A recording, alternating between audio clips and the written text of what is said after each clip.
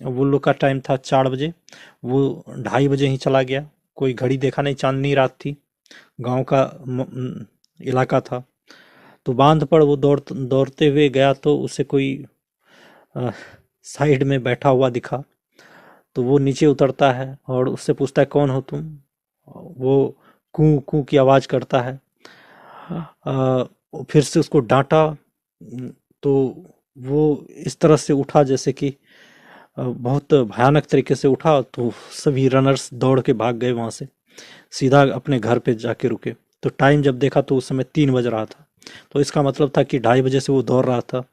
तो इसी तरह समय या और स्थान की का सही ध्यान नहीं रखा जाता तो कुछ एंटिटी जो है कि वो मिल जाता है। और खास करके व्यक्ति को इनसे पंगा नहीं लेना चाहिए।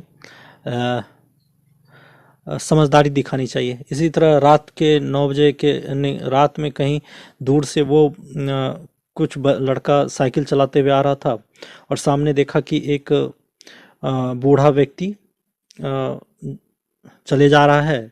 घंटी बजाने के बाद भी वो साइड नहीं हट रहा है। तो स्पीड में साइकिल थी तो जाके टक्कर लगने ही वाला था कि वो उस बूढ़े के आर पार हो गया साइकिल। तो उसको समझ में आया कि ये कुछ और ही था। तो कई चीज़ें हैं। इसलिए जैसे कि कहा गया है कि शाम के समय में आरती पूजा होनी चाहिए घर में। सुबह भी सुबह शाम आरती पूजा होनी चाहिए, हवन होना चाहिए। इससे पॉजिटिव एनर्जी बना रहता है घर में। और जब पॉजिटिव एनर्जी होता है तो आपकी तरक्की होती है, आपका मन प्रसन्न होता है, शांति मिलती है और काम अच्छे से होता है। तो सारा कुछ एनर्जी का खेल है।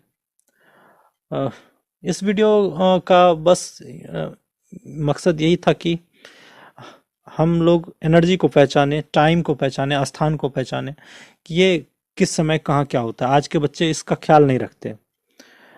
हर एक चीज़ का महत्व है, जो परंपरा से चली आ रही है उसका महत्व है। जैसे कि लड़कियां बाल खोलकर कहीं चली जाती हैं तो उससे उनको समस्या हो सकती है, परफ्यूम लगा के ऐसी जगहों पर जहाँ नहीं जाना चाहिए। तो सबका नियम कायदा बनाया गया है।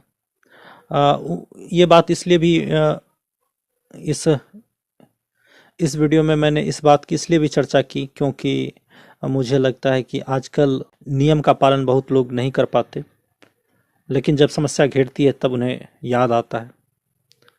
इसलिए प्रत्येक बच्चे को नियम पता होना चाहिए, कहाँ जाना है, कहाँ कब उठना है, कैसा कैसे रहना है, कितनी पवित्रता से रहना है, कितनी साफ सफाई से रहना है, ताकि उनके जीवन में शांति और सुकून मिलता रहे। धन्यवाद।